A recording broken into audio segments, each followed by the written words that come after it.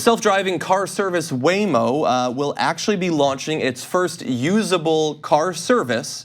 There are some significant limitations initially, but starting next month, it will begin to be expanded to more areas, and it will be competing with Uber and Lyft. Again, totally driverless cars, as you'll see in this promo video. Day one of self-driving, are you ready? Go. Oh, this is weird. This is the future. Yeah, she was like, is there no one driving that car? I knew it. I was waiting for it.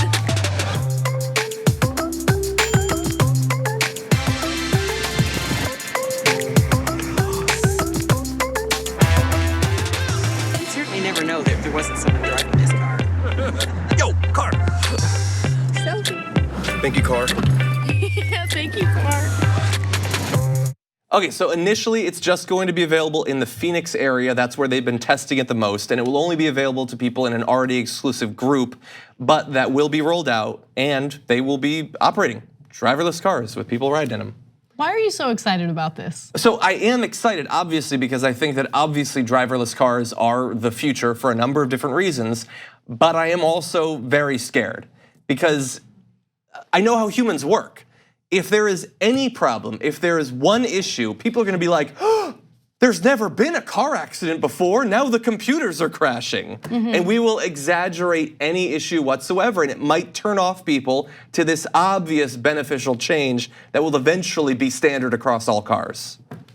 Yeah, I don't know. I have mixed feelings about driverless cars. I always have from the get-go. I'm always fascinated by your support because you go out of your way to avoid any and all commutes. Like you can walk to work if you really wanted to. So if anyone would benefit from this, it would be me, and I don't know how I feel about it. I have more negative feelings toward it than positive. Because guys, I just feel like everyone's getting so lazy. We just want computers to do it. It's not about laziness. It is. No, I think it is not. It is. We're all so lazy. Like we want someone to do our groceries for us.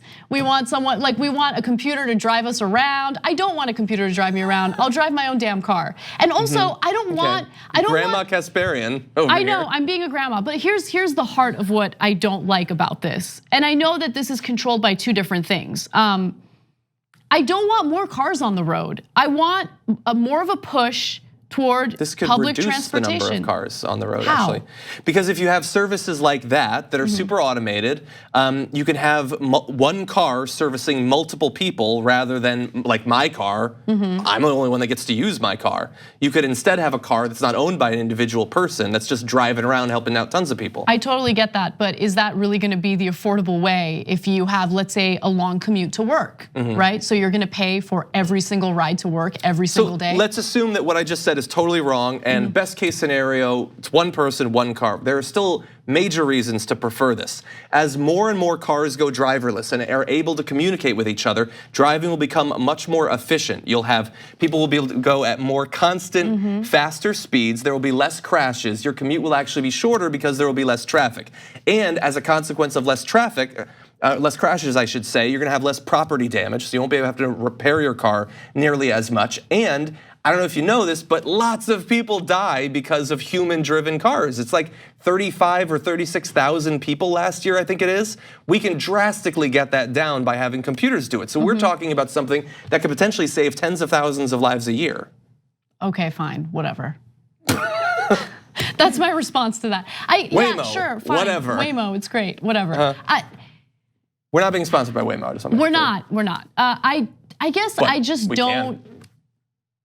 I don't have the same level of trust in computers as you do. I guess that's my, and I don't agree initially. with you. I'm worried. Like this is the first thing. I don't know that they might have problems. I don't have 100% trust. And I don't trust humans either. So I don't know how I feel about all Humans this. are terrible at driving. First of all, people say, and I'm not talking about you, I'm talking about No, I'm pretty mostly bad. I'm Bart pretty bad at actually in the driving control too room. sometimes. They're like, it's either you have a computer driving the car or you have a person driving the car. But that is very much like a 1990s sort of thing. That's not the situation we have right now. Right now, you could have a computer driving a car or a person looking at their phone driving the car, which is not as good as a person driving a car, I've found. If you're on a computer, but you're just looking down at it, why not put the computer in charge of everything, and then you can play Candy Crush or, do your Tinders or whatever you want to do.